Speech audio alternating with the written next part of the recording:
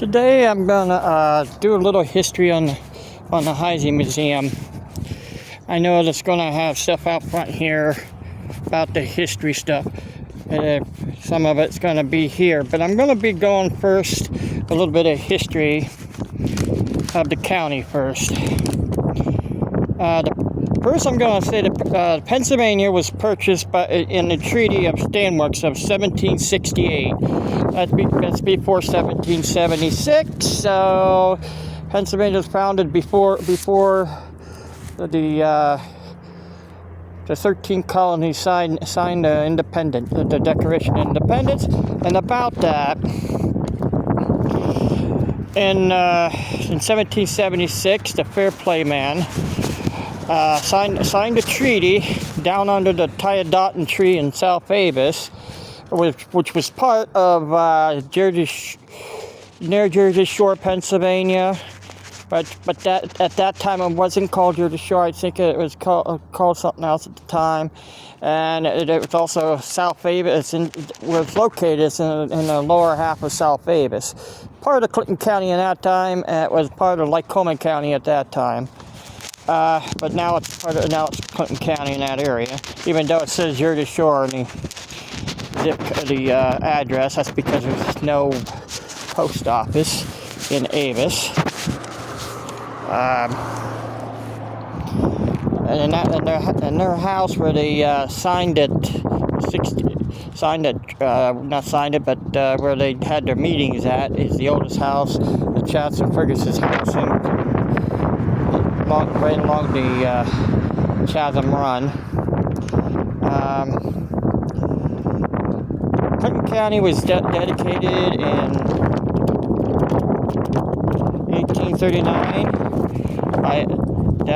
down in Harrisburg. Lock Haven was created in 1833 from area where the Heisey Museum is. It's from I guess it was from Vesper Street, from this direction down this direction down to the Constitution Bridge. The dike levee was put in 1991. That's right here. So I'll talk a little bit about that later. As for the Heisey Museum, it was a first brick dwelling in Lock Haven, the county seat in Lock Haven, was both founded by Jeremiah Church, which stayed here stayed here for a while. The Heisey Museum is part of a brick federal farmhouse with Gothic Revival architecture, built in 1831 by John Henderson of Huntington County, Pennsylvania, which he was a landowner in this area, a local landowner, which owned much of the land at the time where Lock Haven was founded. Because Jerry Church bought the land off of John Henderson.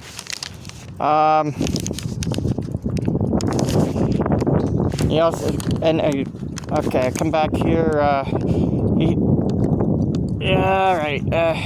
Fleming. Okay, John Fleming bought the museum off of John Henderson, and off of John Fleming, which John Henderson married John Fleming's daughter. All right, and Fleming, you probably heard that name. Fleming is a name from Flemington, but John Fleming wasn't the founder of Flemington. It was named after John Flemington because he was a landowner up there. So he owned a lot of land over here, John Fleming did. But right down here we have Henderson Street, right down here at the end here, named after the Hendersons.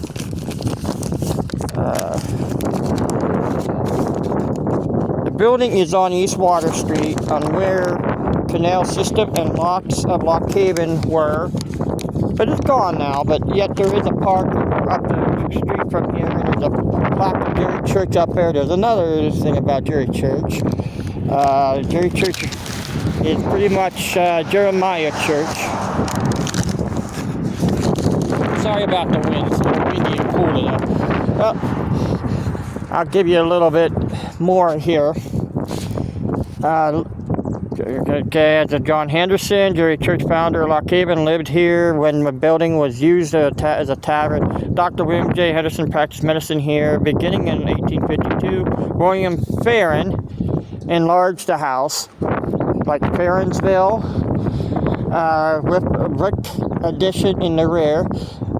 In 1865, S.D. Ball remodeled it to its present Victorian Gothic revival style, adding gables, birch board, gingerbread trim, porches, and large windows. And in the bay window, Cora Frey Heisey gave the Heisey to the house to the Historic Society for use of a museum. In 1862, after Hurricane Agnes flood in 1872, it was restored as mid-19th century house. Okay, you used to be able to see the view of the north branch of the Susquehanna River from the Heisey House, but in 1993, when around that time the dike levee was finished, you lost the view. You had to climb over top, and plus there used to be trees all along here that was torn down when they were building the dike levee.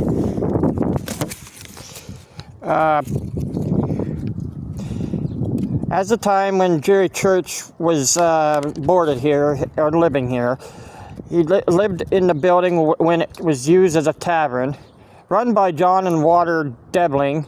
Although Church and Debling both owned the property, the dwelling somehow reverted back to the Hendersons.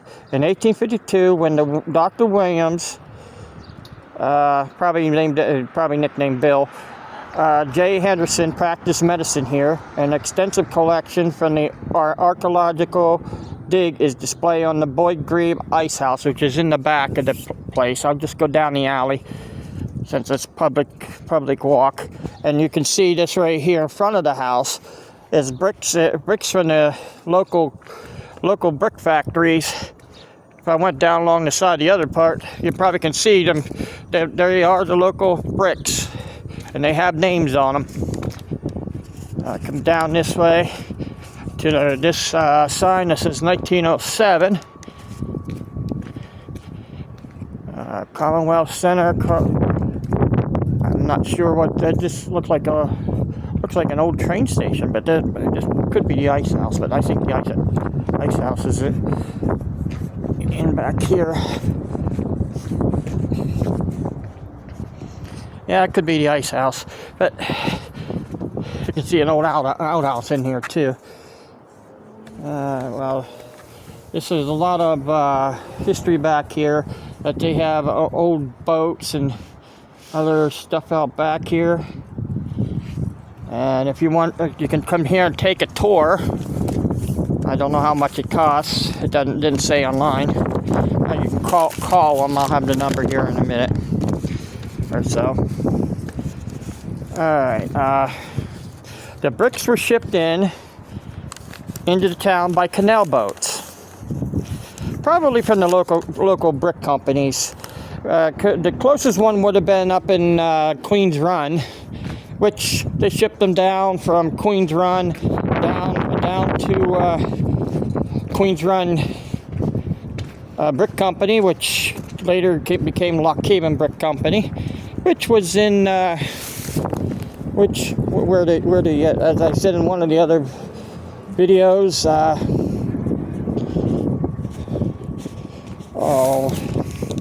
which is now the one school right here on Water Street, on West Water Street.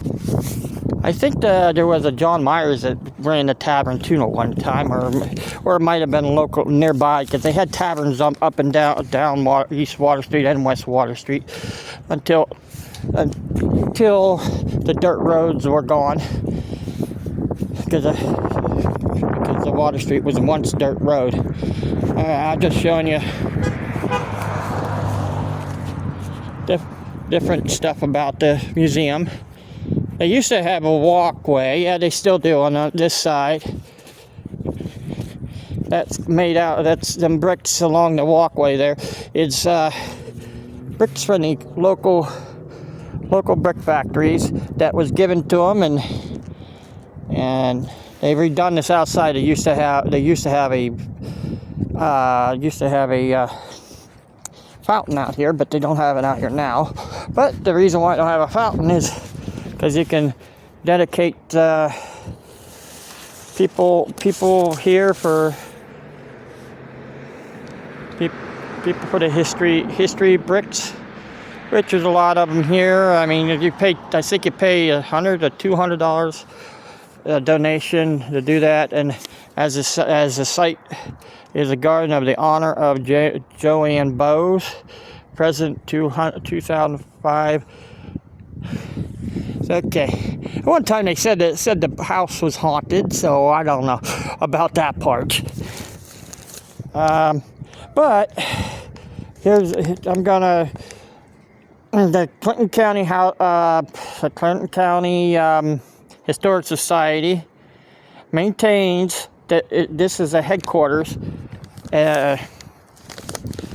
Is a 25th story building. 25th story, but 2.5 story building. You can see the top up there is the 0.5, which is operated as a museum, substantially unchanged from its mid-19th century condition. The Victorian interior of the house includes furniture from that era. Changes over time sometimes if they get more stuff in. Subject to change, I'll say.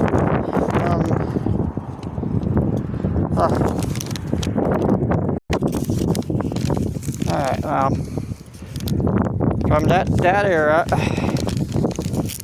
Okay, subject to change. Okay, local archaeological artifacts are displayed in the house's ice house. Also, they may have local books on history and pamphlets sometimes too. The Heisey House Museum in Lock Haven, Pennsylvania, was put on the local historical of Clinton County in March 16th, 1972, right before the 72 flood, which was in June that year. So you guessed it, since it's on Water Street and the dike levee wasn't there, it got flooded. Not the only time this place got flooded. It got flooded every year it was built. So 1936 and all that.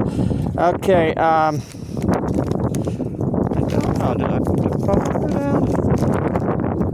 Well, if you want to look it up, it'd be on the Clinton County historical site, a web page, and you can find the phone numbers there. Had somebody talking in the background. You can find it there. And every now and then, if you want to join the Historic Society, come down here to the Heisey Museum on, I guess it's Tuesdays, Thursdays, and sometimes Saturdays in the morning.